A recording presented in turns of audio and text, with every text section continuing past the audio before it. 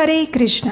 क्या आप जानते हैं कि देवी सरस्वती के एक स्पर्श से इस संपूर्ण सृष्टि का पूरा संतुलन स्थापित हो गया था और किस प्रकार उनकी कृपा से ज्ञान, कला और संगीत का प्रवाह इस ब्रह्मांड में बहने लगा था। आज वसंत पंचमी के इस शुभ अवसर पर हम आपको लेकर चलेंगे एक ऐसी आध्यात्मिक यात्रा पर जहां देवी सरस्वती की दिव्य लीलाओं और अद्भुत कथाओं का हम श्रवण करेंगे। आप सभी को वसंत पंचमी की बहुत सारी शुभकामनाएं। तो चलिए तैयार हो जाइए देवी सरस्वती के महिमा गान और उनके वरदान की प्रेरणादायक कथाओं को सुनने के लिए। अंत तक इस वीडियो को अवश्य देखिएगा और अगर देखने का समय नहीं है तो उसको चला के सिर्फ सुनिए। देवी सरस्वती की महिमा और कथा को सुनने मात्र से मनुष्य परम आध्यात्मिक गति को प्राप्त कर लेता है। और आज की कथा में हम आपको देवी सरस्वती से जुड़े हुए कुछ ऐसे रहस्य बताएंगे जो आपके जीवन को एक नई दिशा प्रदान करेंगे। तो चलिए माता सरस्वती की कृपा से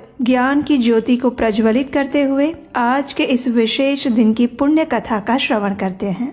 माता सरस्वती यानी विद्या, ज्ञान, कला और संगीत की आराध्य देवी स्वयं ब्रह्मा जी द्वारा उन्हें उत्पन्न किया गया। और जानते हैं क्यों?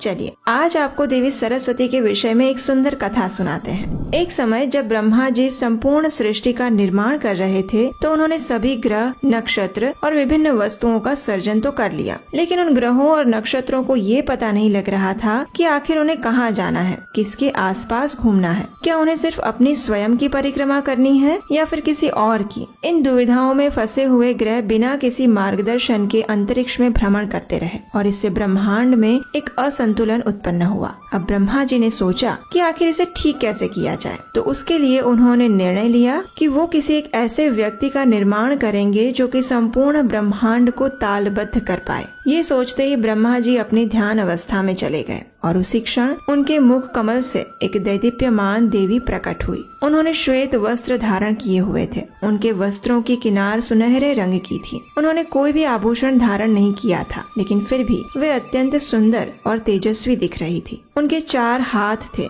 जिसमें से 2 हाथों में उन्होंने वीणा धारण की थी, तीसरे हाथ में जपमाला थी और चौथे हाथ में एक कुंभ। और वो देवी और कोई नहीं अपितु संगीत और ज्ञान की देवी स्वयं माता सरस्वती थी। जैसे ही उन्होंने अपनी वीणा पर ब्रह्मनाद छेड़ा, वैसे ही संपूर्ण ब्रह्मांड में एक परम शांति, मधुर संगीत और संतुलन छा गया।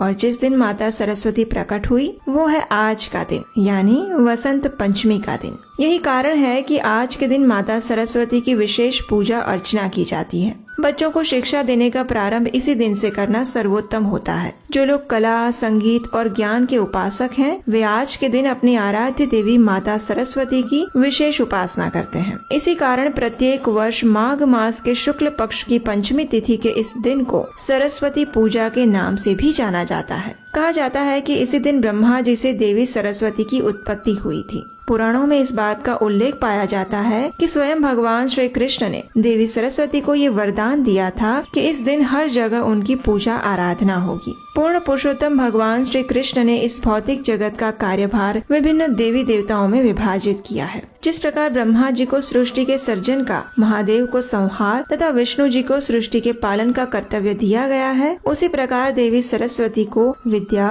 कला तथा संगीत का प्रभार दिया गया है। एक समय श्रीपाद रामानुजाचार्य के गुरु ने उन्हें श्रील व्यासदेव द्वारा रचित वेदांत सूत्र पर टीका लिखने के लिए कहा। उस समय वेदांत सूत्र की मूल लिपि कश्मीर के शारदा पीठ में रहने वाले ब्राह्मणों के पास थी। इसलिए श्रीपाद रामानुजाचार्य ने ये निर्णय लिया कि वे कश्मीर जाकर उस मूल लिपि को प्राप्त करेंगे तथा वेदांत सूत्र पर अपना भाष्य लिखेंगे। परंतु जब उन्होंने कश्मीर जाकर उन पंडितों से आग्रह किया तो उन्होंने इनकार कर दिया। वे नहीं चाहते थे कि ये मूल लिपि रामानुजाचार्य को प्राप्त हो। अब ऐसी स्थिति में रामानुजाचार्य क्या करते? उन्होंने देवी सरस्वती की उपासना की और इसके पश्चात स्वयं देवी सरस्वती ने आकर श्रीपाद रामानुजाचार्य को वेदांत सूत्र की मूल प्रतिलिपि प्रदान की। जब श्रीपाद रामानुजाचार्य ने अपना भाष्य पूर्ण कर लिया तो देवी सरस्वती ने प्रसन्न होकर उन्हें न केवल भाष्यकार की उपाधि दी, अपितु भगवान हयग्रीव का विग्रह भी दिया।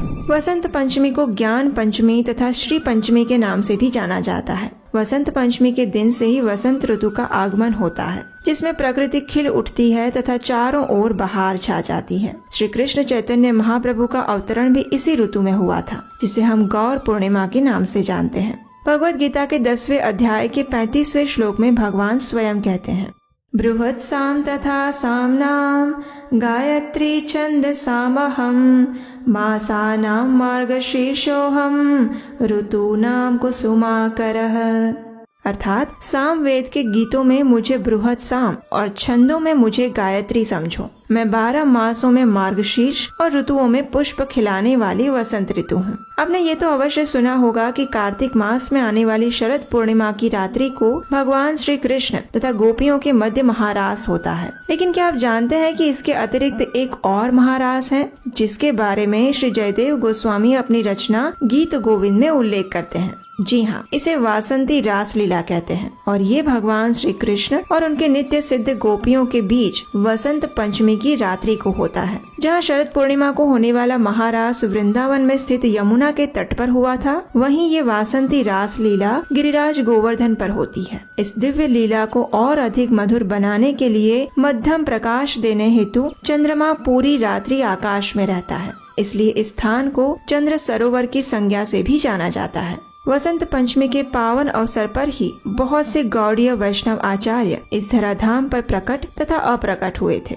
जैसे कि श्री पुंडरीक विद्यानिधि, जो कि श्री कृष्ण लीला में श्रीमती राधा रानी के पिता वृषभानु महाराज हैं। इसी कारण से श्री चैतन्य लीला में श्रीमान महाप्रभु उन्हें एक पिता की तरह सम्मान देते थे और उन्होंने श्री पुंडरीक विद्यानिधि को प्रेम निधि की उपाधि भी प्रदान की थी। बाद में जाकर श्री पुंडरीक विद्यानिधि श्री गदाधर पंडित के आध्यात्मिक गुरु बने और स्वरूप दामोदर के प्रिय मित्र। उनका आविर्भाव दिवस इसी वसंत पंचमी के दिन आता है। इसके उपरांत श्री रघुनंदन ठाकुर, जिन्होंने अपने बाल्यकाल में अपने हाथों से भगवान श्री गोपीनाथ को भोजन करवाया था, उनका आविर्भाव भी इस धरातल पर आज ही के दिन हुआ था। श्री रघुनाथ दास गोस्वामी, जो कि वृंदावन के मुख्य 6 गोस्वामियों में से एक हैं, उनका आविर्भाव दिवस भी आज ही यानी वसंत पंचमी के दिन हुआ था। आज वृंदावन में हम जो राधा कुंड और श्याम कुंड के दर्शन करते हैं, उनका निर्माण भी श्री रघुनाथ दास गोस्वामी द्वारा करवाया गया था। ये वही रघुनाथ दास गोस्वामी हैं जो कि एक समय जब तीव्र गर्मी में बाहर खुले में बैठकर अपना जप कर रहे थे, तब उनके ऊपर छांव करने के लिए स्वयं श्रीमती राधा रानी आई थी, क्योंकि वे इतने विरक्त थे कि उन्होंने अपने लिए कुटिया बनाना भी जरूरी नहीं समझा था।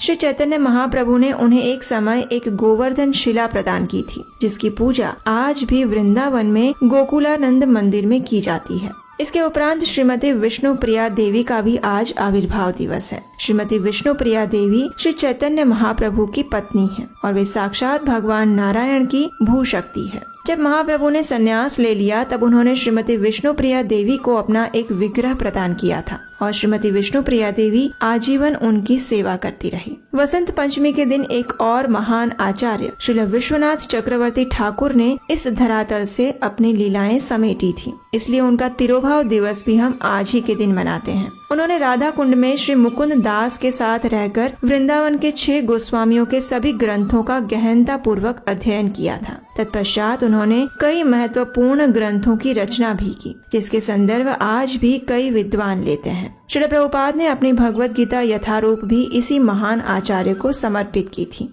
वसंत पंचमी के दिन से वसंत ऋतु का आगमन होता है और इसलिए वृंदावन में कई मंदिरों में भगवान श्री कृष्ण को अनेक प्रकार के सुगंधित और रंग बिरंगे फूल और पत्तियां अर्पित की जाती हैं। सुंदर नव अंकुरित घासों से उन्हें सजाया जाता है। इस दिन वृंदावन में कृष्ण बलराम और श्री राधा कृष्ण के विग्रहों को पीले केसरिया वस्त्रों से सुशोभित किया जाता है और उनकी प्रसन्नता के लिए वसंत राग गाया जाता है। इस दिन भगवान को पीले रंग के फूल अर्पित करने का प्रावधान भी है। कई स्थानों पर इस दिन महिलाएं और बालिकाएं पीले रंग के वस्त्र धारण करती हैं। ये नव सर्जन का दिन है, इसलिए इस दिन परिवार को आगे बढ़ाने के लिए गर्भ संस्कार, खेतों में अच्छी फसल उगाने के लिए यज्ञ, गायों को प्रसन्न करने के लिए विविध रीति रिवाज भी किए जाते हैं। ये ऐसा दिन है जब कोई भी मुहूर्त देखे बिना कोई भी शुभ कार्य किया जा सकता है, फिर चाहे वो गृह प्रवेश हो, विवाह संस्कार हो, कीमती वस्तुओं को खरीदना हो या फिर विद्या का आरंभ करना हो। भारत में विभिन्न स्थानों पर विभिन्न पारंपरिक रीति से इस उत्सव को मनाया जाता है।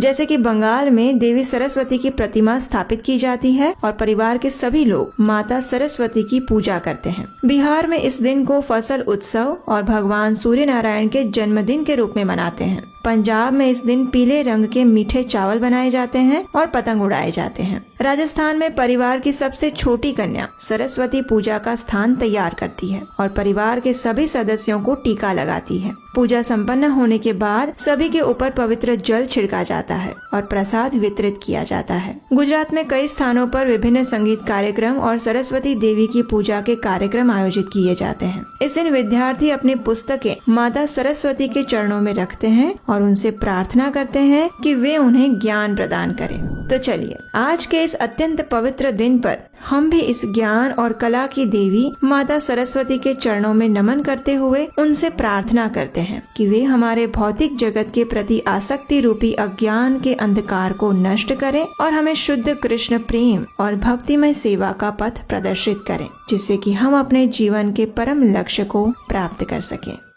या कुंदेन्दु तुषार हार धवला या शुभ्रवस्त्रामृता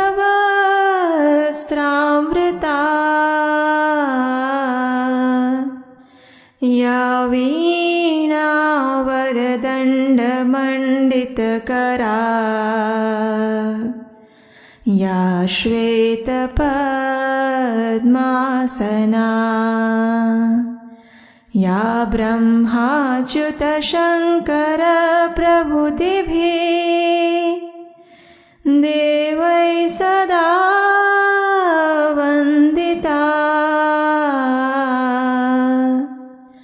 सा मां पातु सरस्वती भगवती निशेषजाड्यापहा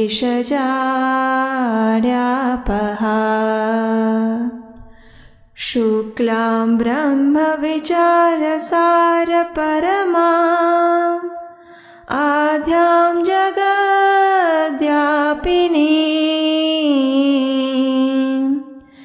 वीणा पुस्तकधारिणीं भयदा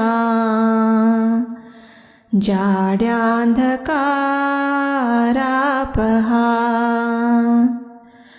हस्ते स्वाटिकमालिकां विदधतीं पद्मासने संस्थिता वन्दे तां परमेश्वरीं भगवतीं बुद्धिप्रदां शारदाम्। हरे कृष्णा।